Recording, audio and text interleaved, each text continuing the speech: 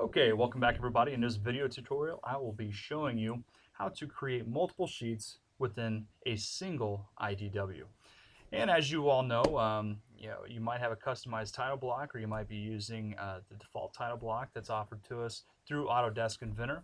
But as you all know, we're going to be coming out here for our base view and selecting our single IPT, and at that point that's when we can go out and create our base, projected, and isometric views.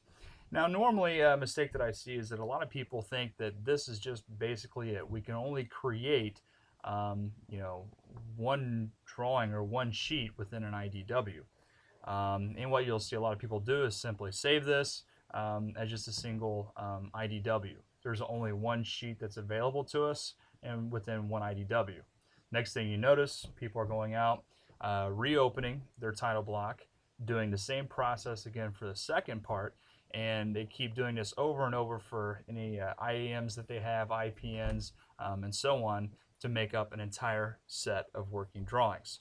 But that would include multiple IDWs. And if you had all those IDWs open, you'd see all those across the bottom here as tabs, and that can get very cumbersome. It can be very difficult to manage those.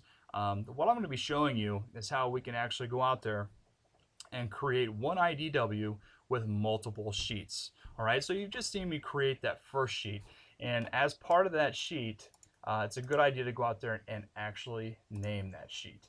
All right, so we can just simply call this part 1. Okay, now that we are done with that, we can see that that sheet's name is part 1. We can see our part 1 is here within the IDW.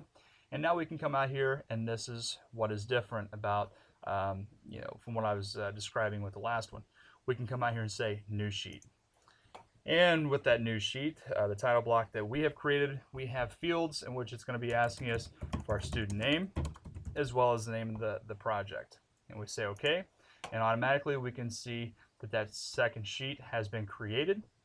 And it'd be a good idea to come out here right off the bat and just go ahead and name that sheet. And we're going to say that this is part 2. We can say OK. We can see that has been updated. We can come out here and specify our base, projected, and isometric views once again. And we'll see that that has been created. Now we have the ability to come back and forth and double click whatever those sheets are. Once we're done with the second one, we can do the same thing over and over again to create multiple sheets within that IDW. So instead of having to toggle through all these sheets within the tabs here at the bottom as single IDWs, we're only dealing with one IDW that has multiple sheets within it. So there you go. Don't forget, use multiple sheets within an IDW to really help simplify the process, as well as do not forget to go out there and actually name those sheets.